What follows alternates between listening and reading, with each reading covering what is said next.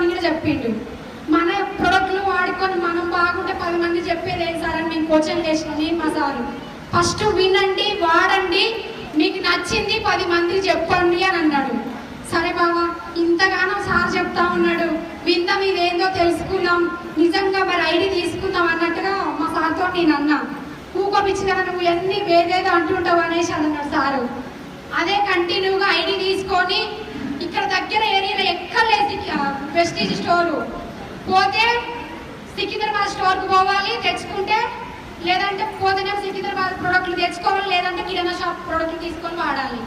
అప్పుడు మనకు 6 గంటల కానుంచి 12 గంటల వరకే బస్సులు క్లోజ్ లాక్డౌన్లో, అవునా కాదా? ఇప్పుడు మనకు బస్సులు దగ్గర ఉండగానే బస్సు ఎక్కిపోవడానికి చాలా కష్ట దుఃఖాలు పడుతున్నాం, అవునా? అప్పుడు మనం ఛార్జీలు పెట్టుకొని టీం వచ్చినా రాకపోయినా నిలబడ్డా, మనకు తట్టు తాకిన బోర్ల బొక్కల పడ్డా, మన పనులు ఊడిపోయినా సరే వెస్టీజ్లో గెలవాలని ఆ రోజే డిసైడ్ అయినాం మేము ఫస్ట్ లాక్డౌన్లో.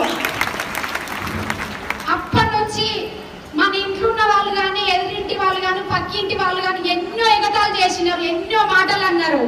ఆ మాటలు పట్టుకొని మనం ఇంటికాడ ఉంటే మనకి ఈరోజు సక్సెస్ వచ్చినా రాకపోవు కదా.